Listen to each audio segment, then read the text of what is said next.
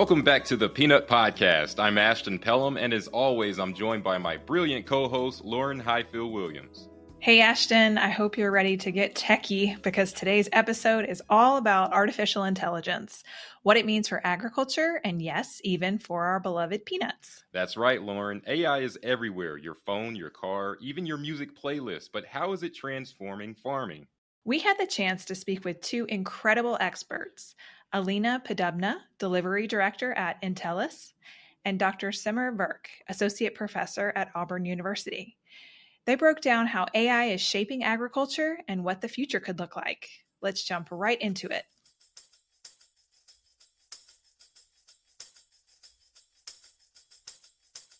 So when we speak about AI application in agriculture, we sometimes may imagine some virtual assistant or maybe some magic happening in the fields or inside the greenhouses or whatever. In reality, this is making use of the data, which is abundant in case if we have necessary infrastructure. A lot of data is available about the crops, about the livestock, and AI is empowering farmers and growers to make use of this data in a way that it helps grow the crops in a more efficient manner, reduce losses, increase yields. So it's about empowering farmers to make data-driven decisions based on their crop needs. I love how Alina breaks down the mystique around AI. It's not some wizardry. It's all about using the wealth of data already available to make smarter, faster decisions. Exactly. And as Alina explained, this involves integration tools like IoT devices. Those are sensors that collect data on soil conditions, moisture, and crop growth, and using machine learning to generate real-time insights. And this isn't just theoretical. Alina shared real-world examples, like a poultry farm project in the US, where AI is used to predict animal health conditions, and a European crop farm initiative using AI to tailor recommendations to each individual farm. We have a client who targets crop farms in the European Union, and they have a set of applications delivering insights to each farmer. It's a great tool. When they came to us, they lacked personalization because their models, their artificial intelligence models were trained on more generic data. And what we help is organize with the help of the data hub, organize training the models on specific data for each farm. So working with each farmer, working with the target customers of this client, to train models specifically onto the needs of each farm, because that's a big problem for agri-tech providers, that the recommendations which are currently given by modern applications, they are sometimes, not even sometimes, in many cases are of little relevancy, because for example, in the European Union there is a huge difference between even some kilometers between farms because of the land and because of the countries. So, for example, a farmer across the border from France to Germany, they can live in a little bit different conditions, even though they grow the same apples, for example. So that's what we do for agri-tech provider. It's to embed personalization into their applications. And what's important also, if you're speaking about European Union clients, it's the European Union AI Act. Maybe you have heard about it. So we are embedding also responsible AI measures. So these are features which ensure compliance with strict regulations of the European Union, data privacy, transparency, and ethical AI usage, of course. And by the way, demonstrating compliance, this can increase trust of the farmers as well. I believe that for peanut industry, this feature will be relevant. It's clear AI has a ton of potential for peanuts, but what stood out to me was Alina's emphasis on trust. Yes, she mentioned farmers concerned about whether they can rely on AI recommendations. Her advice? Attend local demo days or conferences to see AI in action. It's all about seeing the results firsthand.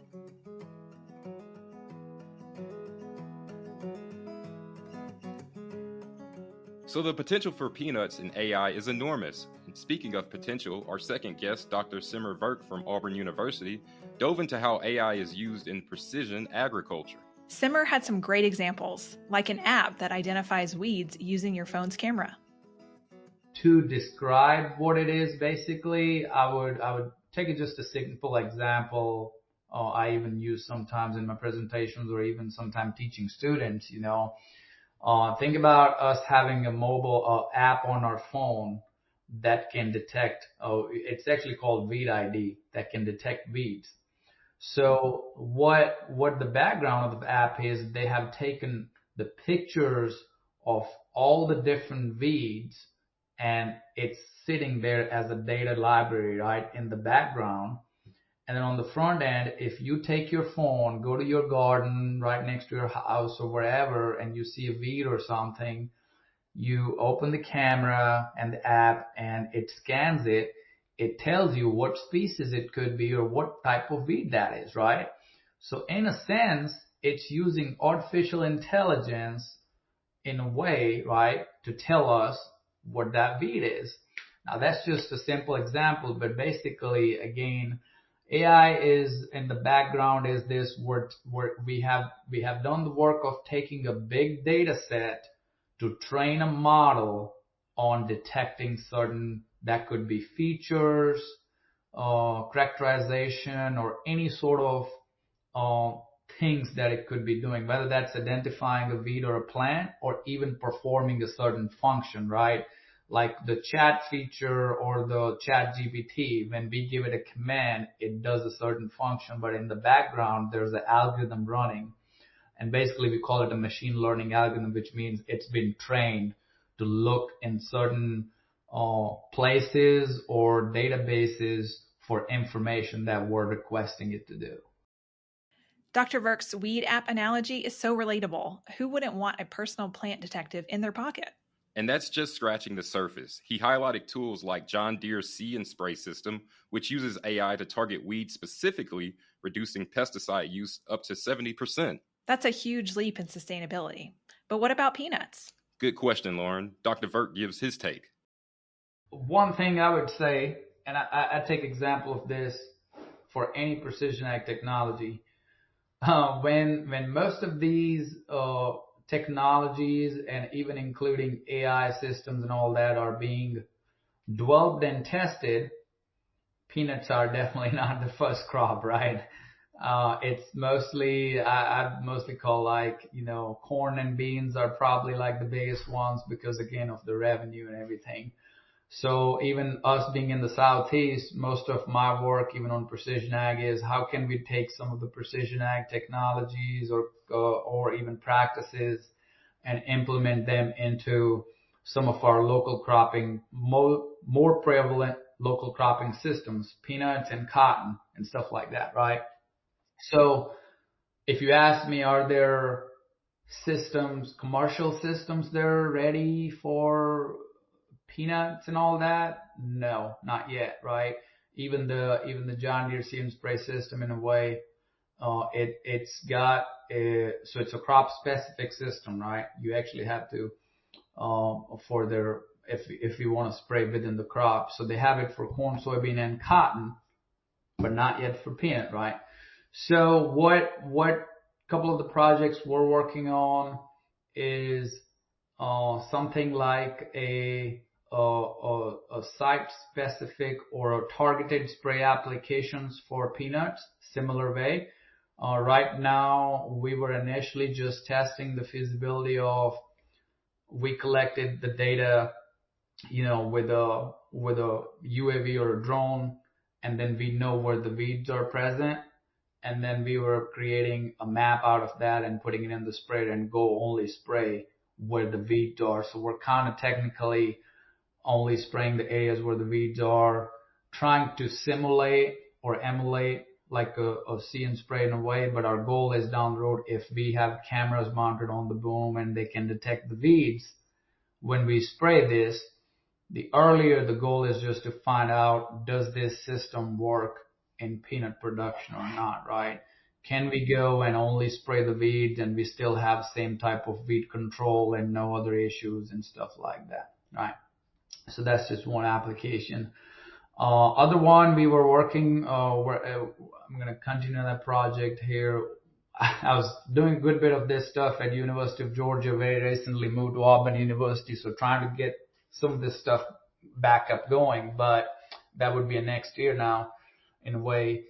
But other project we're kind of working on is there's a company out there commercialized called FarmWave, but their product is on the harvest equipment, especially on a combine.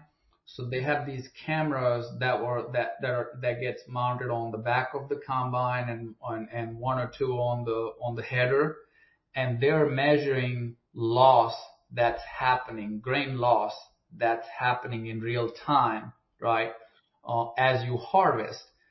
And the whole reason is that the combine settings and other things can affect how much loss you have. And our goal is that if we have put all this time and effort and inputs into growing a crop, we want to harvest the most crop possible out of the field, right?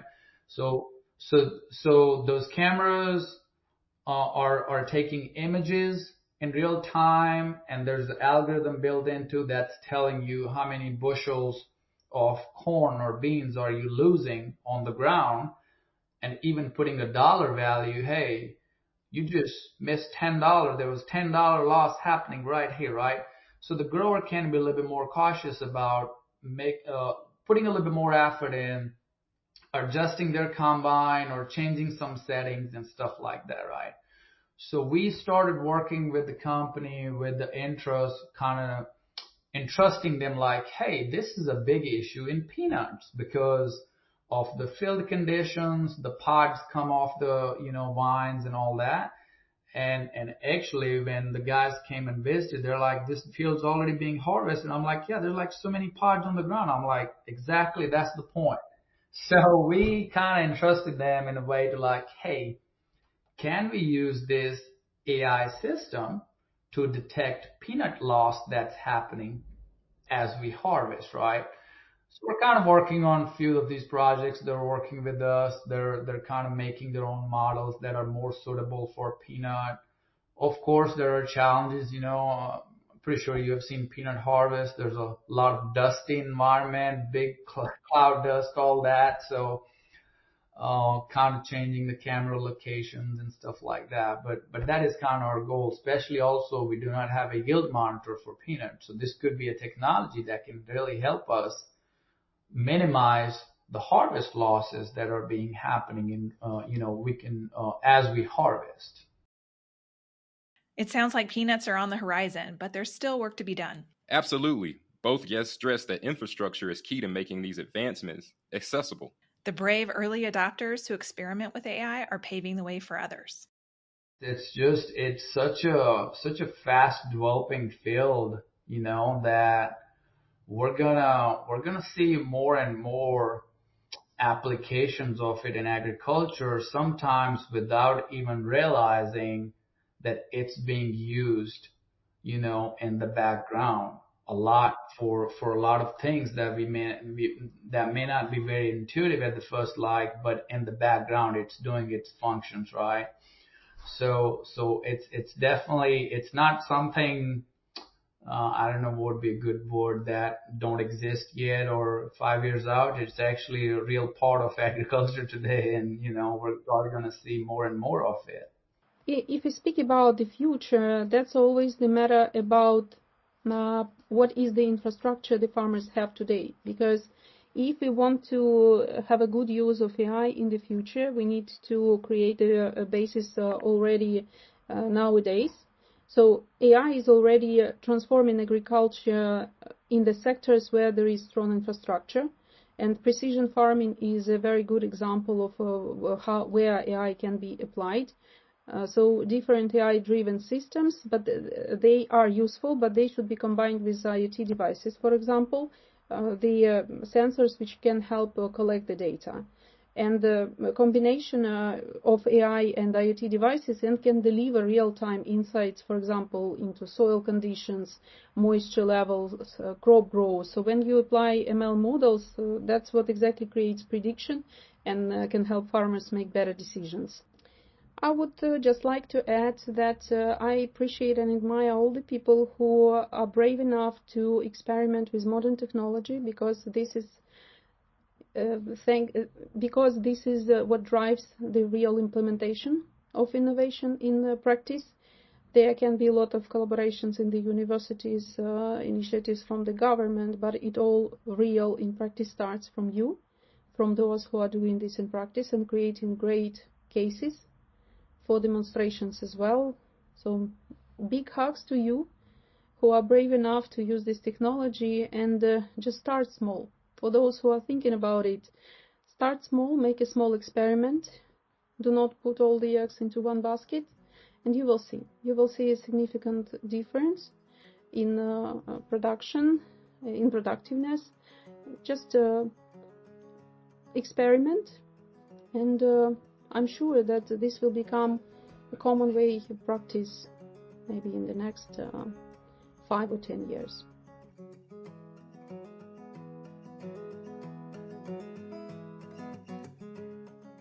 What a great message to close on. AI in agriculture isn't just about machines. It's about empowering farmers and driving innovation from the ground up. That's right, Lauren. And for peanut farmers, the possibilities are exciting. Whether it's soil sensors, drones, or customized AI models, the tools are evolving to meet their unique needs. Thanks to Alina and Dr. Virk for sharing their insights. If you're interested in learning more about the topic of AI in agriculture, check out our show notes with events and resources from Dr. Virk. But you know what, Ashton? I think it's time for our peanut-related trivia question. Ooh, Lauren, I love a good trivia question. All right, listeners, here's your question. What's the furthest a peanut has ever been thrown? Think about it for a second.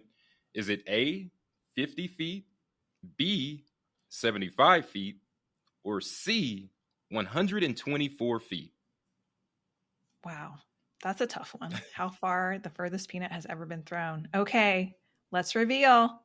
The answer is C, 124.4 feet to be exact. Wow, that is a long distance to throw a peanut, Lauren. Absolutely. For the National Peanut Board, I'm Ashton Pellom. Our show's engineer and sound designer is NextGen. We also like to note that our guest segments may be edited for length and clarity and to comply with USDA guidelines. I'm Lauren Highfill Williams, and as always, don't forget to subscribe to the podcast on the platform you're listening on. And if you would like to find out more about what we've talked about today, then go to www.nationalpeanutboard.org/podcast.